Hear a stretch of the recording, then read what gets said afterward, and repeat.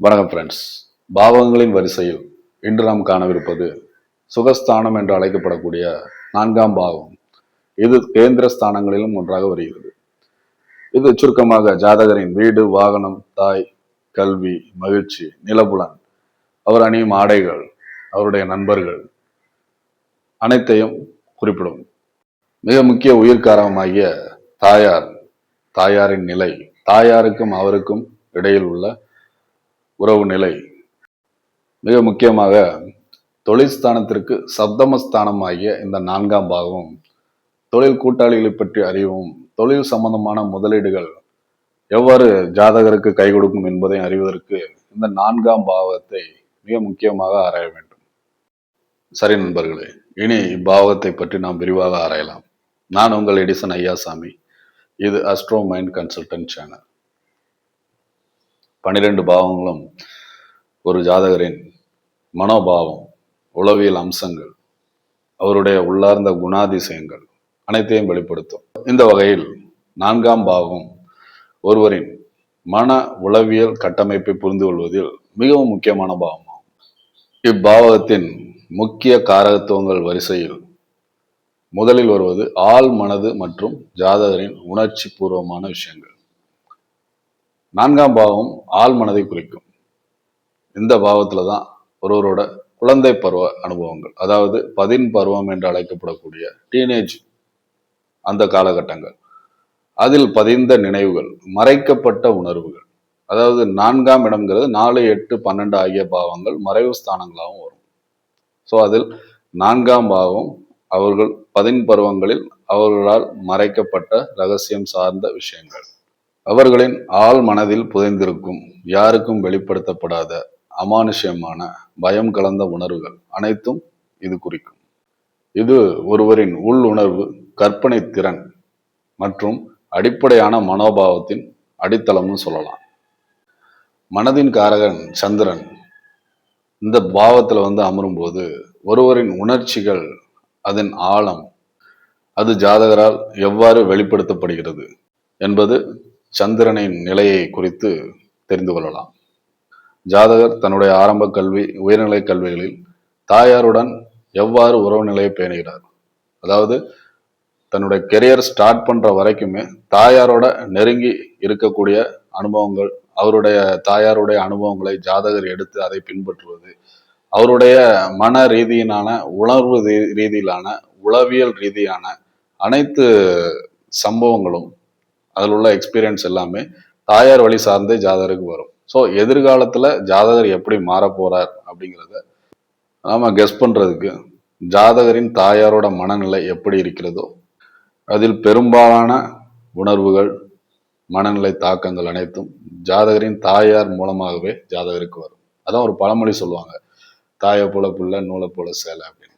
எனவே ஜாதகரோட குழந்தை பருவத்துல இருந்து அவரோட டீனேஜ் வயசு வரைக்குமே ஜாதகரை எப்படி வளர்க்குறாங்க, அவரோட வளர்ப்பு முறை, குடும்பத்தோட சூழல், ஒரு பாதுகாப்பான கட்டமைப்புல அவரு வளர்றாரா அல்லது பாதுகாப்பற்ற உணர்வுல இருக்கிறாரா, இது எல்லாத்தையுமே 4ஆம் பாவத்துல பிரதிபலிக்கும்.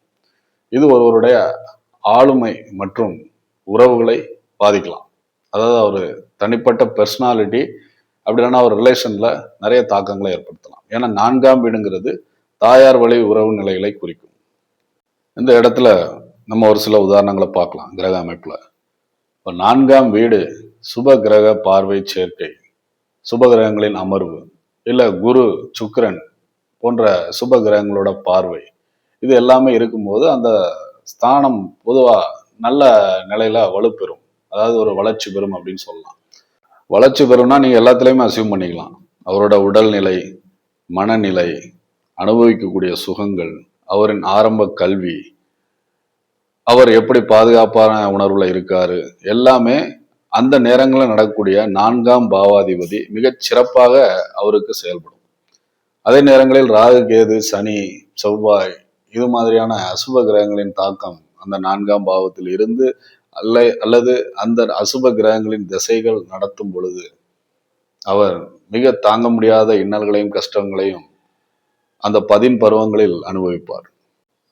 நாம் இப்பொழுது 4ஆம் பாவத்தின் சில முக்கியமான காரகங்களை பற்றி பார்த்து கொண்டிருக்கிறோம். அடுத்து ஜாதகர் வசிக்கக்கூடிய வீடு. வீடுங்கிறது நம்ம வசிக்கிற ஒரு இடம் மட்டும் இல்லை, அது ஒரு பாதுகாப்பான ஒரு ஆறுதலான உணர்வுகளை கொடுக்கக்கூடிய ஒரு கோயில் போன்ற ஒரு இடம் அப்படின்னு சொல்லலாம். ஏன்னா வெளியில் நிறைய சீதோஷண நிலைகளை பார்ப்போம். வெயில், மழை, குளிர், பனி, மேலும் சுற்றுப்புறத்தில் அட்மாஸ்பியர்ல உள்ள சண்டை சச்சரவுகள், குழப்பங்கள் போன்ற நிறைய மனதிற்கு ஒவ்வாத உணர்வுகள் இருந்து நம்ம வீட்டுக்கு வந்ததுக்கு அப்புறம் ஒரு ரிலாக்ஸா நம்ம ஃபேமிலி மெம்பர்ஸ் கூட பேசி ஒரு நல்ல மனநிலைக்கு வருவோம். 4ஆம் பாவத்தின் தன்மையை வைத்து இதை அறிந்து கொள்ளலாம். சுகஸ்தானம் என்று அழைக்கப்படக்கூடிய இந்த 4ஆம் பாவம் ஜாதகரை அனுபவிக்கக்கூடிய லக்ஸரியான லைஃப், அவருடைய ஆடம்பர விஷயங்கள் அதை குறிப்பதோடு மட்டுமல்லாமல் அவர் மன ரீதியான ஒரு அமைதியில் இருக்கிறாரா, ஒரு திருப்தியில் இருக்கிறாரா என்பதையும் குறிக்கும். 4ஆம் பாவம் பலவீனம் அடைஞ்சிட்டாலே ஜாதகருக்கு மன ரீதியான அமைதியின்மை, மனக்கவலைகள், நீடித்த மனச்சோர்வு, எவ்வளவு காசு பணம் இருந்தாலும் ஒரு நிம்மதி இல்லாத தன்மை ஏற்படலாம். முக்கியமா ஒரு ஜாதகர் உளவியல் ரீதியா பாதிக்கப்பட்டிருக்கிறாரா அப்படின்னு பார்க்கறதுக்கு இந்த 4ஆம் பாவம் மிக முக்கியமான ஸ்தானமாகும். பொதுவாக ஒரு ஜாதகரோட மனோநிலை அப்படிங்கிறது அவர் சிறு வயதுகளில் எந்த விதமான சூழ்நிலையில வளர்க்கப்படுறாரு, அவர் நல்ல உணர்வுகளில் வளர்றாரா, இல்லை மற்றவங்களால துன்புறுத்தப்பட்டு ஒரு பாலியல் தொல்லைகள் இந்த மாதிரி சொல்லலாம். இப்போ ஸ்கூலுக்கு போயிட்டு இருக்கும்போது அவர் டிரான்ஸ்போர்ட்டேஷன், அதாவது பஸ்ஸில், ஆட்டோவில் இந்த மாதிரி போகும்போது என்ன மாதிரியான ஃபீல் பண்ணுறாரு, அப்படி இல்லைன்னா ஒரு ஹாஸ்டல் இந்த மாதிரி தங்கி படிக்கும்போது அங்கே என்ன விதமான ஃப்ரெண்ட்ஸ் கிடைக்கிறாங்க அவருக்கு, அதில் எந்த மாதிரியான அனுபவங்களை பெறுகிறார் அப்படின்னு எடுத்துக்கலாம். அதே போன்று சமூக வாழ்க்கையில் இந்த ஜாதகர் ஆணாக இருந்தாலும் சரி, பெண்ணாக இருந்தாலும் சரி, அவரை மற்றவங்க எந்த மாதிரியா பயன்படுத்துகிறாங்க, இந்த மாதிரியான விஷயங்களுக்கு 4ஆம் பாவம் ஒரு பிரதிபலிக்கும், ஜாதகரின் மனநிலையை பிரதிபலிக்கும் கண்ணாடியை போன்று விளங்கும்.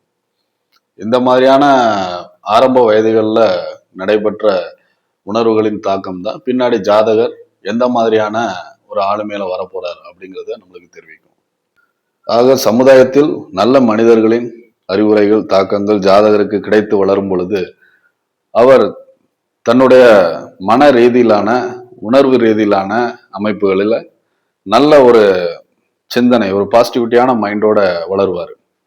இந்த மாதிரி அமைப்புகள் இல்லாம சமுதாயத்தால வெறுத்து ஒதுக்கப்பட்டு இல்லை தவறா பயன்படுத்தப்படுற ஜாதகர்கள் வாழ்க்கை இவரோட சிந்தனையே முதல்ல நெகட்டிவிட்டியாகவும் மாறிடும். அந்த மாதிரியான குணநலனோட ஜாதகர் செயல்படும் போது அதற்கு ஒத்த விஷயங்கள் மட்டும்தான் ஜாதகரால் ஈர்க்கப்படுகின்றன. ஸோ அவர் லைஃபே ஒரு நெகட்டிவ் தன்மையில தான் போகும். அந்த மாதிரி மோசமான தசாபுக்தி காலங்கள் போனதுக்கு அப்புறம் ஒரு நல்ல குரு, சுக்கிரன், ஒரு நல்ல ஆதிபத்திய ரீதியிலான நல்ல கிரகங்களோட திசையில் நடக்கும்போது ஜாதகரோட அமைப்புகள்லாம் மாறும். ஒருவேளை அவர் குடும்ப சூழ்நிலையில இருந்து திருமணமானதுக்கு அப்புறம் மனைவி மூலமா மாற்றப்படுவார், ஒரு நல்ல விதமா மாற்றப்படுவார். இல்லை அவரை தொழில், அலுவலக கூட்டாளிகள் ஒரு நல்ல சேர்க்கை மூலமா அவரோட லைஃப் மாறி அதுக்கப்புறம் ஒரு நல்ல பாசிட்டிவான தன்மையில அவருடைய எதிர்காலம் அமையும். இப்போ 4ஆம் பாவத்துல அமர்ற கிரகங்கள், இல்லை 4ஆம் பாவத்தை பார்க்கக்கூடிய கிரகங்களோட தாக்கம் ஒரு ஜாதகரோட மன உளவியல் கட்டமைப்புல எப்படி மாற்றங்களை ஏற்படுத்தும் பார்க்கலாம். முதல்ல சந்திரன் 4ஆம் பாவத்தில் அமரும் பொழுதோ இல்லை சம்பந்தப்படும் பொழுதோ ஜாதகர் ரொம்ப உணர்ச்சிகளை வெளிப்படுத்தக்கூடிய, ஆழமான உணர்ச்சிகளை வெளிப்படுத்தக்கூடிய ஒரு நபரா இருப்பாரு. ரொம்ப கற்பனை பண்ணிக்குவாரு. தன்னோட தாயார் மேல ரொம்ப அதீதமான பாசம் இருக்கும். இப்போ செவ்வாய் இந்த மாதிரியான கிரகங்கள் இணைஞ்சிட்டாங்கன்னா அவரோட உணர்ச்சி வயப்படுற தன்மையிலையும் சரி, பாசத்திலையும் சரி ஒரு ஆழம் இருக்கும். ரொம்ப மனதுல உணர்ச்சப்படுற தன்மையோட வேரியேஷன் அதிகமா இருக்கும். அதே சந்திரன் ராகுவோட தொடர்பு பெற்றுட்டாருன்னா இந்த கற்பனை பண்ணக்கூடிய எண்ணம் ரொம்ப எக்ஸ்ட்ரீமா போயிடும். நைட்டுக்குள்ள தூங்காம சிந்தனை பண்ணிக்கிட்டே இருப்பாங்க. ரொம்ப எதிர்மறையான கற்பனைகள்லாம் அதிகமாயிடும். மன உளவியல் சார்ந்த பிரச்சனைகளை உண்டு பண்ணும். அடுத்து சூரியன் சம்பந்தப்படும் பொழுது 4ஆம் இடத்துல சூரியன் அமர்றது, கேந்திரத்துல சூரியன் அமர்றது நல்ல தன்னம்பிக்கை கொடுக்கும். சுய மரியாதையா பேணுவாங்க. தலைமை பண்பை சீக்கிரமே அடைவாங்க. ஆனா அதே சமயம் இது பாவர் அப்படிங்கிறதுனால ஒரு ஈகோ காரணமா தனக்கும் தாய்க்கும் இடையில ஒரு கருத்து வேறுபாடை இவங்க உண்டு பண்ணிக்குவாங்க. அதனால இவங்களுக்கு ஒரு மன நிம்மதியின்மை ஏற்படலாம். தாயாருக்கும் சில உடல் உபாதைகள் அவங்க நிலையில சில இன்னல்களை கொடுக்கலாம். அடுத்து 4 செவ்வாய் அமர்ந்தால் தைரியம், தன்னோட நிலைகள்ல உறுதி, இது எல்லாமே அதிகமா இருக்கும். அதே சமயம் கோபம், ஆக்ரோஷம், ஒரு வீட்டுல அமைதி இல்லாத தன்மை இருக்கும். ஏன்னா செவ்வாய்ங்கிறது போர் கிரகம். அதனால அது சுகஸ்தானமாகிய 4ஆம் பாவத்தில் அமரும் போது வீடு, வாகனம், வண்டி, தாயார் நிலையில ஒரு போராட்டம் சார்ந்த பிரச்சனைகளை உருவாக்கும். எதுவுமே ஒரு நல்ல அனுபவிக்கக்கூடிய யோகத்தை ஜாதகர் கொடுக்காது. அதில் ஏதாவது சிறு சிறு பிரச்சனைகள் வந்து கொண்டே இருக்கும். மோசமான தசாபுக்தி காலங்கள் 6, 8 சஷ்டாஷ்டகமான தசாபுக்தி காலங்கள்ல இது கொஞ்சம் அதிகமாகவே இருக்கும் பாவத்தன்மை. அடுத்து 4ஆம் பாவத்தில் புதன் அமர்வது, கல்வி ஸ்தானமாகிய 4ஆம் வீட்டில் புத்திக்காரகன் புதன் அமர்வது மிகச்சிறப்பு. அறிவு சார்ந்த விஷயங்கள்ல நல்ல ஆர்வம் இருக்கும். ஒரு நல்ல கல்வியை பெறுவாங்க. கற்கும் திறன், கற்பூர புத்தியா இருப்பாங்க. நகைச்சுவை உணர்வு நல்ல சிறப்பா இருக்கும் ஜாதகருக்கு. மனசு எப்பவும் நல்ல சுறுசுறுப்பாக வரும். 4ஆம் வீடுங்கிறது மனதையும் குறிக்கும், சிந்தனையும் குறிக்கும். அதனால ரொம்ப சுறுசுறுப்பா இருக்கும். சிந்தனையும் நல்ல சுறுசுறுப்பா பண்ணுவாங்க. ஆனா இப்ப உபயஜய லக்னங்களுக்கு புதன் கேந்திராதிபதியா வர்றதுனால அவர் 4ல அமர்றது அந்த அளவுக்கு சிறப்பு கிடையாது. அந்த கல்வி, கேள்வி, புத்தி சார்ந்த விஷயங்கள்ல நிறைய குறைபாடுகள் வர்றதுக்கு வாய்ப்பு இருக்கு. அடுத்து 4 குரு அமர்வது, மேலான ஞானம் கிடைக்கும், நற்பண்புகளின் சிகரமா விளங்குவாங்க, மன அமைதி இதெல்லாமே அவர் கொடுப்பாரு. தாயோட ஆசீர்வாதம் இருக்கும். ஏன்னா குருங்கிறது ஆசீர்வாதத்தையும் நல்ல சிந்தனைகளையும் கொடுக்கக்கூடிய ஒரு கிரகம். அதனால நேர்மறை சிந்தனையா இருப்பாங்க. ரொம்ப நல்ல ஒழுக்கங்களை இதை குறிக்கும். ஏன்னா 4ஆம் இடங்கிறது குணநலன் பண்புகளையும் குறிக்கும்.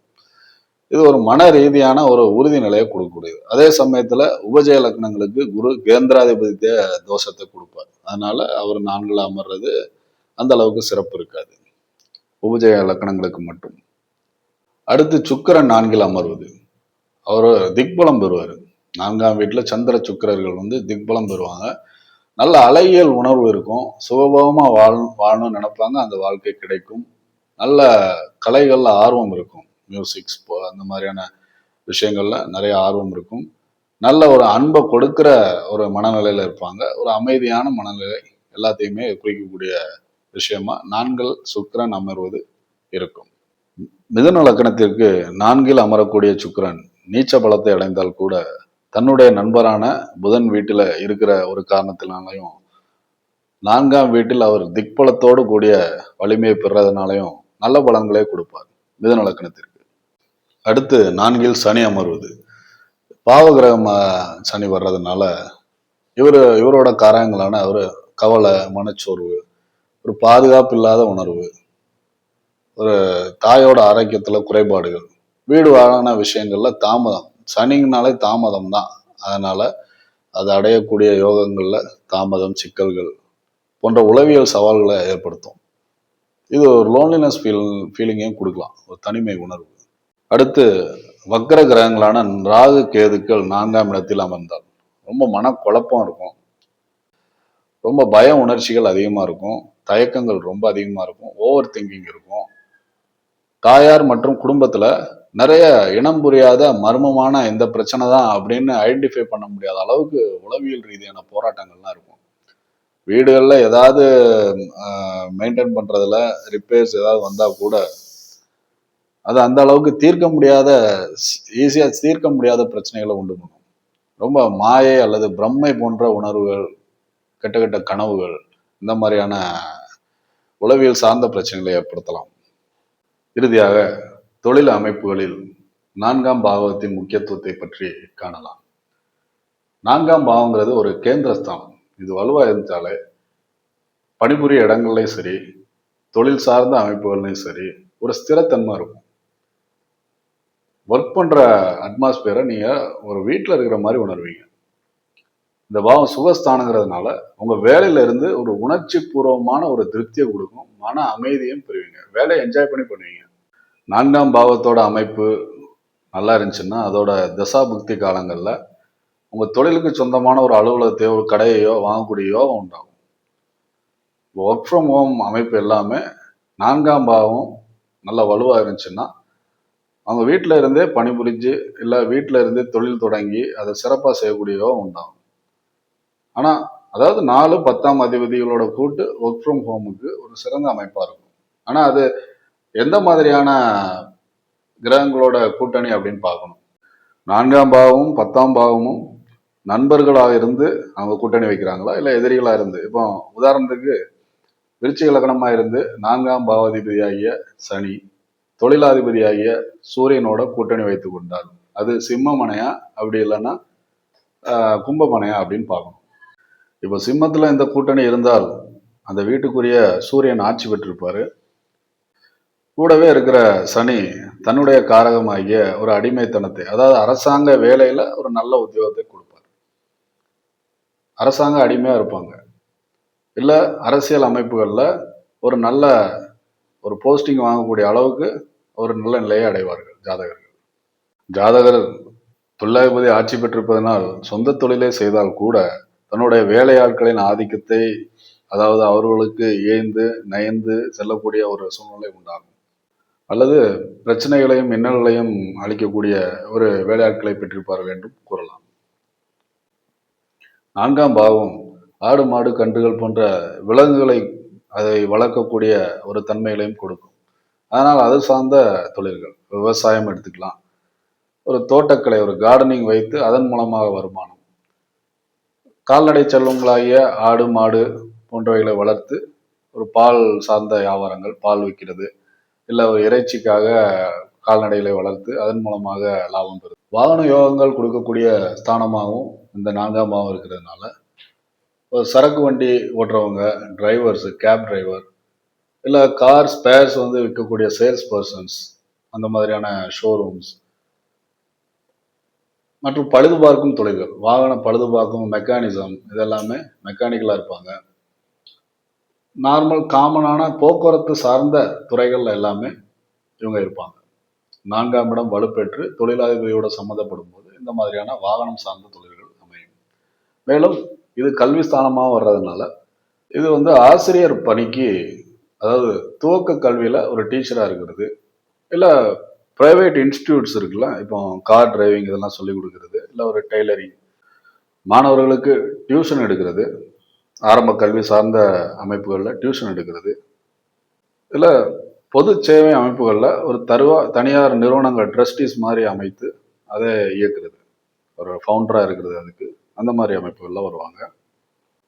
இது நிலப்புலன் சார்ந்த ஸ்தானமாகவும் இருக்கிறதுனால ரியல் எஸ்டேட் கட்டுமான துறைகளில் ஒரு வீடு வாங்குறது விற்கிறது, அதில் புரோக்கராக இருக்கிறது, இல்லை ஒரு கட்டட கான்ட்ராக்டராக இருக்கிறது, இல்லை கட்டுமான துறைகளுக்கு உள்ள படிப்புகள்லாம் படித்து ஒரு ஆர்கிடெக்ட், ஒரு சிவில் இன்ஜினியர், இந்த மாதிரி படிப்புலாம் படித்து கட்டிட பொறியாளராக இருக்கிறது, இல்லை கட்டுமான பொருட்களான சிமெண்ட்டு, செங்கல், ஜல்லி, இந்த மாதிரியான மூலப்பொருட்கள், ரா மெட்டீரியல்ஸில் விற்பனை பண்ணுறது, வீடு சம்பந்தமான இன்டீரியர் டெக்கரேஷன், இப்போ மாடுலர் கிச்சன், இந்த மாதிரி வீட்டை அழகுபடுத்தக்கூடிய தொழில்கள், ஃபர்னிச்சர் சம்பந்தமான உற்பத்தி மற்றும் விற்பனை, பூமி சம்பந்தப்பட்ட தொழில்கள், இப்போ சுரங்கம் தோன்றது, எல்லாம் அகழ்வாராய்ச்சி, இந்த மாதிரியான துறைகள்லாம் நல்ல உத்தியோகம், இந்த மாதிரியான சிறப்புகள்லாம் இந்த ஜாதகர்கள் 4ஆம் பாவத்தின் மூலமாக பெறுவார்கள். ஆக மொத்தத்தில் 4ஆம் பாவங்கிறது ஒருவரோட நற்பெயர், சமூகத்தில் கௌரவமான நிலை, அவர் அடையக்கூடிய உயர் பதவி, தொழிலில் உள்ள முன்னேற்றம் எல்லாத்தையுமே குறிக்கும். இந்த பாவம் வலுவாருச்சுன்னா ஜாதகரோட அழகு தோற்றம், அவரோட குண நலன்கள், அவரோட இரக்க குணம், அந்த மாதிரி விஷயங்கள்லாம் மிகச்சிறப்பாக இருக்கும். இவரோட உடல் ஆரோக்கியத்தை பொறுத்த வரைக்கும் மார்பு ஸ்தானத்தை இது குறிக்கிறதுனால நுரையீரலோட வலுவை குறிக்கும், ஒரு நல்ல இதய ஆரோக்கியத்தையும் குறிக்கும். ஆனால் இந்த பாவம் கெட்டு போயிடுச்சுன்னா மேற்கூறிய அமைப்புகளில் எல்லாமே எதிர்மறையாக நடக்கும். சரி நண்பர்களே, காணொளியின் நீளம் கருதி இத்துடன் நாம் இந்த பதிவை நிறைவு செய்து கொள்ளலாம். மீண்டும் அடுத்த பதிவில் புத்தி பூர்வ புண்ணிய ஸ்தானமாகிய 5ஆம் பாவத்தை பற்றி ஆராயலாம். அதுவரை தங்களிடமிருந்து விடைபெறுவது தங்கள் அன்பிற்கும் ஆதரவிற்கும் என்றும் கடமைப்பட்டிருக்கும் உங்கள் எடிசன் ஐயாசாமி. இது அஸ்ட்ரோ மைண்ட் கன்சல்டன்ட் சேனல். நன்றி.